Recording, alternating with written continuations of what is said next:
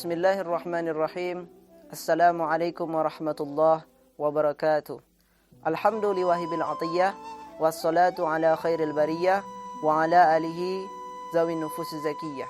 Amma ba'du, fa ya rabbi syrah li sadri, wa yassir li amri, wahlul uqdatan min lisani yafqahu qawli. Kaum muslimin, pemirsa Nurul Quran TV yang dirahmati oleh Allah dimanapun Anda berada. Kali ini di kesempatan yang sangat terbatas ini kita akan membahas sedikit tentang orang-orang yang boleh meninggalkan puasa akan tetapi mereka masih punya kewajiban untuk mengganti dan membayar fidyah. Namun sebelumnya, apakah yang dimaksud dengan qadha dan fidyah? Qadha adalah mengganti puasa di bulan Ramadan atau puasa wajib yang sudah tentu di luar bulan Ramadan. Sedangkan yang dikatakan sebagai fidyah adalah membayar 1 mud atau setakar 6,7 on qut balad atau makanan pokok dalam suatu negeri per 1 hari peninggalkan puasa untuk 1 orang fakir miskin. Maka siapa-siapa sajakah orang yang boleh untuk meninggalkan puasa tersebut? Yang pertama adalah anak kecil. Jikalau dia sudah sampai kepada masa akil baliknya, maka dia tidak wajib mengqadha puasa di masa ketika dia belum balik. Yang kedua adalah orang gila. Orang gila ini memiliki 2 pembagian. Yang pertama gila dengan sebab yang disengaja, dan yang kedua adalah gila dengan sebab yang tidak disengaja. Yang wajib qadha puasa itu adalah orang yang gila dengan disengaja. Nah, yang selanjutnya yang ketiga adalah orang sakit. Orang sakit tersebut juga memiliki 2 kriteria, yaitu ada orang sakit yang mempunyai harapan untuk sembuh. Orang-orang yang sakit mempunyai harapan untuk sembuh ini, mereka hanya wajib mengqadha puasa. Akan tetapi jikalau orang sakit tersebut dia tidak mempunyai harapan untuk kesembuhannya, maka dia yang diwajibkan bukan mengqadha, akan tetapi cuma membayar fidyah. Nah, itu. Selanjutnya yang keempat adalah orang tua. Orang tua tersebut disamakan dengan orang yang sakit.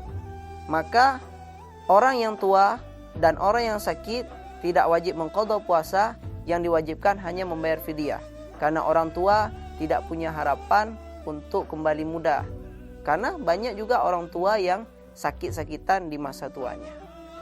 Nah, selanjutnya poin yang kelima adalah orang musafir. Yang perlu kita ketahui di sini, musafir tersebut terbagi kepada 2 tipe. Yang pertama tipe yang dibolehkan, yang kedua adalah tipe yang tidak dibolehkan.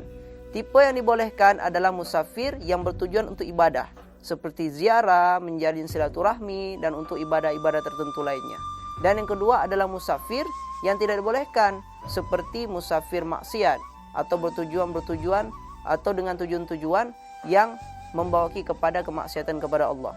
Maka yang boleh meninggalkan puasa dengan catatan mengqadha adalah orang-orang yang melakukan musafir dalam keadaan dibolehkan.